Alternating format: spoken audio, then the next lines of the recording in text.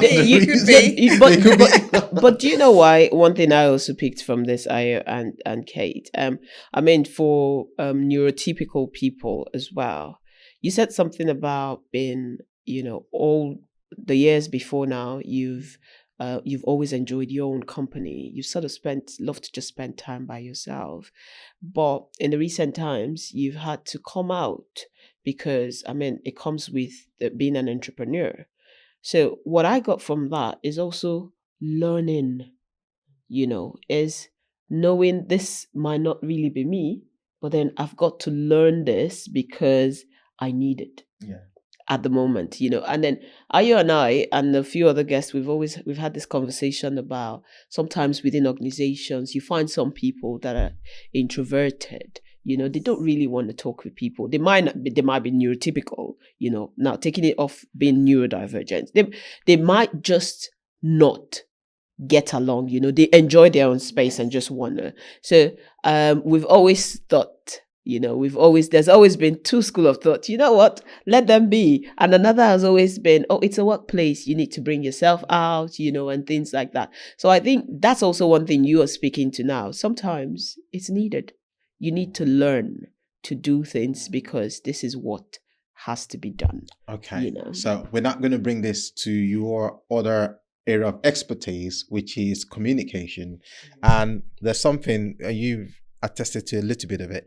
And my question is, what strategy can BAME individuals adopt when it comes to communications in the workplace? And the reason I'm saying this is in the past few years, we've seen an influx of new first generation migrants into the UK from Africa and Asia. And one of the things is the accent is still very much from back home, which is still very heavy. And when they go for interview, I've seen comments or I've heard comments where people have said we struggle to understand them. And for that reason, they weren't shortlisted. And we've had debates as well where we've talked about, do you change? Do you remain yourself? What do you need to improve? So as a communication expert, what do you think the people just coming, the migrants, just obeying people, just coming to the UK from the background, what do they need to do to ensure that, one, they pass their interviews so they're heard? Secondly, when they start their work, how to engage stakeholders? Because that's another thing. A lot of people shy away from being visible, getting meetings and speaking to stakeholders and engaging stakeholders. What do you recommend? Yeah, I mean, I do disagree slightly with you in that the David, has to change. I think it's the Goliath that needs to also adapt to the environment in which they're in. As you just said, the world's changing. People are migrating, there's some excellent people out there with great qualifications, great knowledge, great ideas and solutions. And because they speak with an accent, it's looked down on or frowned upon or even mocked. And I have a problem with that. I do have an issue. I have always worked for multinational organizations, global companies, large. Yes. You're talking about 50,000, 200,000 employees. That's the kind of environment that I'm used to working in, with many regions, MEA, Middle East and Africa, Australasia, all of those environments, the Far East. I've had to deal with everybody, different languages. Even now as we speak with my current client, I'm translating content into 27 different languages in-house. Yes. So I'm used to working with different languages, with different accents, with different ways of speaking. Yes. And having those, confusions sometimes. But I always see it as an opportunity to learn. Yeah. But that's me. I know not everybody's like me. The advice I would give is to be bold, to stand your ground. The analogy I like to use, I drive a lot and I also ride a bike quite a lot, a manual bike. And I often notice that when I'm on the road, the cyclists will hold their ground, stand their ground. Yeah. So they won't move to the side. And that's something that they've been advised to do recently. And I actually it used to really annoy me as a car driver, because they wouldn't let you pass. Yes. But actually it's safer. Yeah. that they hold their ground, and that the person in the car waits. Because it's a traffic flow. You wouldn't do that to another car. So why would you do it to a cyclist? They've got as much right to be on the road. They shouldn't be shoved off. So I see it in the same way. If you're someone, you're not an interloper, you've been invited into the workplace, you are legitimate, you are educated, you are intelligent, stand your ground, hold your place. This is my space. I've got a right to be here. I speak differently to you, but that doesn't make me any less valid. Yeah. Hold your ground, stand your ground. Yeah. I think that also what Aya is trying to say, and you're absolutely right, hold your ground, be yourself. The organization has brought you here for a reason. I mean, you went through an interview process before they hired you. But another thing we like to also preach or advise is developing yourself. You know that, communication, and by communication, I mean written and spoken, If I'm not great at communicating, there's sometimes, a few times you probably, I'm sure it may have happened to you as well. You've received emails and you're thinking, hang on, who wrote this? Those are the sort of things we're talking about. There are other times when you're holding a conversation, and by spoken communication, we're not just talking about accent. It goes beyond just the accent. It's also the content, the tone, what you're saying, how you're saying it, and things like that. So as a BAME candidate or as a BAME employee, what do you want to do, to ensure that? So first off, we're thinking, with communication, if you're not good at writing or not, not everyone will be a superstar at writing, but you need to put in the work to develop yourself, to say, yes, I'm going to, put in more work. I'm going to write better. I'm going to speak better. You said something about accent, really.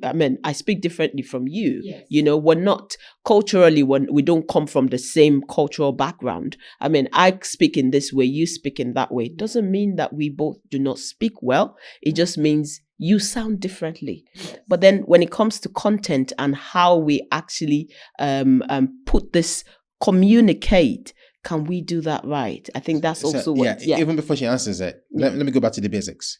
So even with the accents, so somebody, because I've heard this and this is real, people go for an interview, or people have come for an interview. I've sat on the panel and they finish the interview and I've just like, okay, let me speak to my colleagues. What do you think? And it's like, we didn't understand anything. Or they were waffling. And I was like, but I understood everything. So this is real. Yeah. And when you said Goliath should change, the fact is David did slay Goliath. But even as sort of that analogy, it would take a long time for organizations to get that cross-cultural intelligence. But the BAME are losing out of those jobs. Yeah. So what in the interim, while we're waiting for Goliath to change, what can people do? So is it that they need to speak more slowly? Is it what tone do they need to adopt?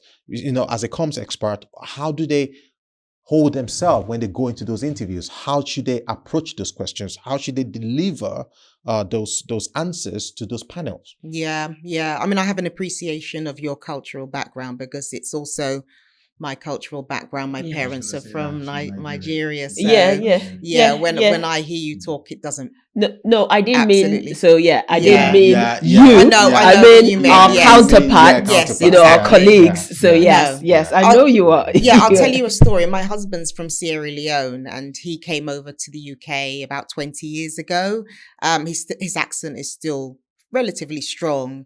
And what he did was to start reading British newspapers, listening to podcasts, listening to radio shows, listening to the US news channels. And he would pick up certain terms of phrase, words, terminology, and start to employ those in his everyday language. And it helped him immensely in the working environment because people started to recognize the terms that he was using. Oh yeah, I picked that up. Talking about certain things like football, becoming conversant about topics that he knows British people enjoy. Yes. And that's helped him quite a bit. So they call it code switching, don't Code they? switching. And I can relate to that. You know, when I was working in British Gas many years ago, I had a colleague who came to me after about 8 months. I've been working there. And then she said, "Oh, now I can understand you better." And I said, he said, "Oh, you're speaking more like us." And I said, "No, I don't think so. I think you've just gotten used to the way I speak, that you're beginning to understand me better." But I've been working there for so long. Now imagine somebody just coming for an interview and not having the opportunity. So like what you said is picking those common words and try to play with it. And what the other thing I'm probably going to add to that, because of our audience, especially people that have just moved to the UK, is just calm down. You know, just be you, calm down, be clear, take your time. You don't need to rush or anything like that. Just take your time and deliver those messages you want to pass on to those interviewers and sell yourself. Because the other thing as well. Sometimes, another thing is with us, BAME, when you think, just like that interview you mentioned, and your colleague thought the person was waffling. Sometimes for us, I find that people are anxious. They are sort of, what's the word? I don't want to use the word scared but you find that you come into sometimes what happens with people is they come into the interview. You're thinking in your head, just like you're saying now, you're thinking in your head, will they hear me? Is my accent good enough? Can I fit in? How do I speak? And at the end of the day, you just find yourself talking and not being audible, not being able to actually articulate or voice out the thoughts in your head. You're great. You're good at what you do, but you're there and you are, for not to say scared, but you're anxious. You want to get it right. But then that's what comes across. So the one thing for listeners will also be confident. The truth is, you are you. This is how you speak. But then speak up. Speak out. Be audible. Be clear. Be bold. That's it. Because as many people, I think that with the influx of migrants recently, even organizations are beginning to, even going through the interview process, you find a lot of people are beginning to see BAME candidates. And one way or another, they don't expect you to sound like them. But the difference is you don't come sounding, they can't even hear you. You're waffling like this. The reason why you could hear that person is because I'm used to it. I'm used to it.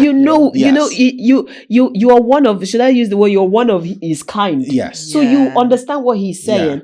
But then if you could speak to him after that time, you probably say, you could have spoken up. You could have been confident in what you're saying because you're good at what you're doing. No, I've even done that of recent, where I've called somebody and I said, see, all you need to do is just slow down. Just slow down, and they wouldn't be able to pick every single word that you're trying to say. And there were other things I do is sometimes when they pronounce something and they pronounce it like we were back home, I would then pronounce it the right way so that other people can then understand exactly what they're trying to say. So that is one. Secondly is I have a mentee who asked me a question and say, I watched one of the episodes and I love the way you guys are talking and all of those things. I struggle to hold that kind of conversation in the workplace and sit down with stakeholders because I'm concerned about how they'll feel because she's still very fresh in the UK, how she sounds. So what do you advise to my mentee, who I'm sure she'll be watching and listening as well? It's really hard because they're young, aren't they? Yes, very young. It's easy for me to sit here and say, breathe, take your time, speak confidently, be bold. But if you don't have the experience, I've got 25 years experience, I can sit here and talk until you're bored, you know. But for them, it's different. It's all new. It's all fresh. Plus, they're in a different environment. You know, speaking in a different way with people who are different to them. So it's hard. It's really difficult. But what I would say is, you know, use references, talk to people from a wide range of backgrounds, and try and see how they interact with stakeholders and leaders, and because that's what we all do. We all mimic. And actually, there's a correlation with neurodivergence, because many autistic people actually mimic in order to learn how to socialize, because it's not natural to them either. So I remember when I was growing up, I used to watch people talk. It's something you do naturally, but my daughter, she's 17 and she still struggles in social settings. So she'll often stand and watch and then repeats in the way that I can see she's mimicking. Someone else wouldn't know, but I can see she's mimicking the way someone's standing or the way that they're putting their hands, because it's not intuitive. Yeah. Oh yeah, that's really good. So they can mimic, they can pick someone that they really appreciate the way they speak and try to mimic them in the workplace, and then they could start getting better from there on. And then interpret their own, you know, personality into it. So you don't want to be a clone. No, obviously. Yes, but you can learn from others. I listen to radio shows, and then I'll hear a word I really like, and then I'll repeat it the next day. Funny, you know, there's this app called Vocabulary. I don't know if you have it. So usually I've got it on my phone, and then you just use Google. I just use Google. What happens is it sends you different words with their definitions. Very good. And then how you use them. So sometimes it sends me this word. I'm like, oh, okay, that's good. That. And then, you know, the next time I'm speaking, the next time I'm in the studio, I'm probably using that word, you know, and finding how it fits. I love that. So we could also, as BAME individuals, we could also, you know, integrate things like that, engage, you know, apps, engage role models, you know, role models. But often the BAME candidates I see coming from Africa and India in particular are more they're very good with the English language. Yes. Actually, no, the problem is not they can't speak English. They can. The problem is how they're picking the understanding during the often it's too process. Formal, because they learn it formally. They learn the Cambridge and Oxford style of English, and they try and take that into the working environment. In some places it will fly, but many won't. You have to learn to speak in a vernacular which is you know, every day. Absolutely. So sorry, Constance, as a comms expert, one of the things that I've seen really well on your LinkedIn profile is how you've been able to use LinkedIn to market yourself. How you've been able to use it to market yourself. I was also speaking to a friend of mine in Vancouver the other day, and basically she has said that what you must, you have a voice, you know how to talk, but your LinkedIn is flat. And I've heard it from some of my other, I think one of the guests who said, you know, I've heard you talk many times, but I don't see that presence on LinkedIn. So how do you think we could harness social media to promote ourselves as BAME? Be yourself. Be the vibrant IO that I see talking in front of me now. Represent that on your LinkedIn profile. Some of the best social media accounts that I follow are African people. You know, they are just being themselves. They're not trying to be an American or an English. They're being Nigerian. They're being, you know, from Cameroon or Egypt or wherever it is they're from. And they're being authentic about their true selves. They're showing the environment they live in and they work in, and they're just, you know, demonstrating their personality, being themselves. And that's the best way. If you try to be something you're not, that's where it goes wrong. So it's taken me years though. Don't think I just turned up and started doing it. It's taken me a long time to get used to posting videos, you know, on the fly with, you know, sometimes no makeup on. You just think of something in your head. Oh, let me record it quick before I forget. Post it. Get comments, you know. Did you get any negative comments? And if you sometimes. did, how did you overcome that? Because I know that's something that could really affect people's confidence. Well, neurodivergence actually in particular tends to attract some negativity, as does talking about being black and female. Yes. A lot of people dislike that. Yes. So yeah, I've had a couple of clashes, but I tend to stand my ground again. I'm someone who's quite, I've developed a tough skin, like a tough exterior. So I refuse to be bullied. I stand my ground, and I just, should demonstrate my knowledge and my experience, and tends to, shut them up. If it gets really nasty, then I just cut the conversation. I think in addition to what you also said about LinkedIn or social media, especially for BAME candidates or BAME individuals, one thing that I also find works, because Ayo is right. You could go on his LinkedIn and it's really flat. He doesn't really have much activities. But I think you also have to be intentional about it, because they say this thing, you need to post maybe once or twice in a week. You're great. People need to see it. If you don't put it out there, no one sees it.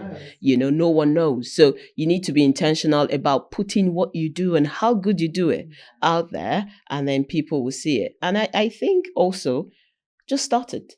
If you try to do it, once in a week, you take it up, you find it gives you this, people can really see what you're doing outside of your my organization. work. I think with this podcast, I don't have a choice. And I know we've had a conversation and you said some things, and I was like, you know what? There'll be right time for it. Let's hang on, and then we will go. We will get there at some point. I know you're pulling that. I know you're pulling that face. Yes, we will get there. We will get there. So that's it. So thank you very much. Especially with communication and now neurodivergence. I think I'm leaving here feeling like, I know a lot, about neurodivergence. So actually, thanks for coming out and then talking to us about this. And I know that your core also is communication and helping us understand as BAME individuals, how do we communicate within organization, within the workplace, outside of the workplace, taking it onto social media. How do you show yourself, showcase your talent, and things like that. So yes, thank you. There's something else that has also come up in all of our podcasts, is the labeling of BAME as being aggressive. And a lot of people have tried to give us a solution to that, how you hone yourself. But as a communication expert, what can we do in difficult situation, especially when we're being given a negative feedback, to be able to communicate in such a way that we're not labeled as being aggressive? I was once called in an appraisal aggressive, and I turned it back. It's and a I title. said, I said aggressive, and then she stopped, and then she said, no, not really aggressive, pushy. Okay. So why did she say aggressive in the first place? I carried on questioning. I said, pushy? Because people just say stuff. They just, the first word that comes into their head, and also things they've read in other places, perceptions they have of Black females in particular, stereotypes, tropes, negative tropes. They turn around and she said, pushy. And I said, pushy? And then she said, oh, ambitious. I thought, there we go. So from ambitious to pushy to aggressive, because you are not allowed to be ambitious about your life. It's frowned upon. And so, you have to be a lot more calm than other people would be, because the perception of their behavior will be different to yours. Again, there's a lot of analogies with, I keep taking it back to neurodivergence, but it's so true. My son and another girl in his class were diagnosed as autistic at roughly the same time. She was a white, blonde girl, and obviously my son was a Black boy, and they behaved in very similar ways. My son was nearly excluded from the school, whereas hers was diagnosed very quickly. They understood that her behavior could possibly be neurodivergence, or she needs time away from the classroom. Oh, it's okay if she behaves in this way. Whereas my son was treated in the opposite way completely. So it's also to do with, bog standard racism. Yes. And So- we have to, I'm afraid we have to deal with that. There's no point in pretending. So we just need to be very calm and be Very self-aware calm, when be we're in those kind of self-aware. situations. Yeah, I've met so many wonderful Black, talented individuals like yourselves who have learnt operating and living in an environment as we do in the UK to adopt a very, I don't know how to describe it really, almost a kind of a hovering, yoga style, Yeah. meditation, yoga, Yeah. yeah, where they meditative Yes. existence, Yes. where they try not to react to Yes. too many things, Yeah. because if you do, you will go mad. Yes, Yeah, absolutely. Some days it And- does drive you mad, and Yeah. you Of have to course. scream. It's Yeah. important to scream and cry. I run a lot. Yeah. That's my therapy. Ah. Yeah, well, I've chosen swimming. Oh, you Actually, swim, It calms okay. me. Yeah, so yeah, you're right. Sometimes, I mean, we've sort of come into the environment, and you just want to find your balance. Sometimes it's different from what you've known most of your life. Culturally, it's different, and you want to find your balance, but yet not be seen as that. Like you said, someone says, "Oh, you're aggressive." Someone Pushy. says, "Oh, you're pushy." And Someone now you're says, ambitious. "You're You assertive." should stay you in know, the box. yeah, so you actually want to find that thing that helps you calm, that helps you find your calm. And you're right about that, really. And you said something about your son being diagnosed alongside a white counterpart, and it seemed a bit different. The reaction from the school seemed a bit different. Now, taking this into the workplace, really, whilst you spoke, I just thought in my head, how would it work with a neurodivergent white and a neurodivergent BAME or Yeah. black? Yeah, she tried to Would say- they are they relatively treated the differently? same, or is there something different? And you don't really need to answer, No. because I think this is for organizations to Yeah. look within Yeah. and see Exactly. for Especially themselves. because That's there's right. still a Especially lot because of grey areas yes, that we we're don't talking know. about diversity. Yeah, reflection. Yes, Yeah. look within and Yes. say, okay, now, really, how would How this does play that out? play out? Yeah, you're right. You're right. It is for them to do Yeah. the work. Yes. It is. You're right. Yeah. So thank you very much, Kate. We've really learnt a lot today. But before we round up, can you just give our audience one last word of advice from neurodivergent views and from communications view as well? Yeah, my one word of advice, or my one line of advice for neurodivergence in the workplace is to please accept and understand that neurodivergent people are different to neurotypical people. They experience and interact with the world in vastly different ways. And what you think they're thinking is not what they're thinking. Be open-minded would be my experience and my advice there. With communications, it would be for the BAME population. I know we're not supposed to use BAME anymore, are we? But there's so many unknowns now. But BAME is the safest, I think. Yeah, it's the still safest. Yeah, still because if you say we're not allowed to use BAME describe. anymore, then we don't have a podcast, do we? No, for the BAME population, I would say just stand your grounds. Be confident, but also be willing to learn from others, see how others who are successful operate. Yes. And not mimic, but learn from their communication styles. Yeah. And be as clear and as to the point as you can be when you're talking and meeting and greeting. Fantastic. Yes. Constance? Yes, thank you very much, Kate. For your last words is just be confident. Yes. Thank you. Listening to this is really interesting for me, because this is different. We've had different guests in the studio, and our focus really has always been diversity in terms of ethnic groups. And today you've brought a twist to it, looking at neurodivergence. And I'm very serious. I'm happy to learn this because really I have learned, So thank you very much for that and for the communication bit. Thank you. I'm sure the audience, they've got quite a lot of insight from these conversations. Fantastic. Thank you. All right. So thank you, Constance. Yeah. Thank you very much, Kate. You've dedicated your time. You jumped on this the very first time we invited you. Yeah. We didn't have a studio time. You still came the very second time we called you. We really, really appreciate this. Like what we've learned today, even both of us, in terms of neurodivergence and neuroinclusion, what I was just thinking in my mind is, has there been employees that have worked with me in the past and have not been able to spot that some of their behaviors are due to the fact that they are neurodivergent?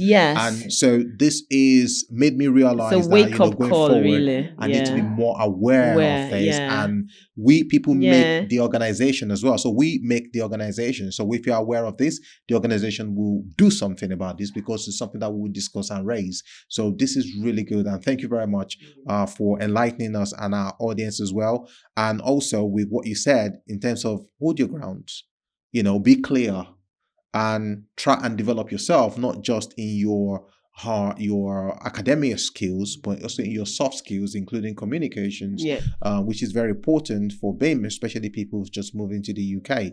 So we really appreciate this. And if you really have any questions for Kate, please send your emails to pixcipher@gmail.com, and we'll be able to respond to you and pass your message to Kate as well, who can answer them, and we'll give you those feedback as much as we can.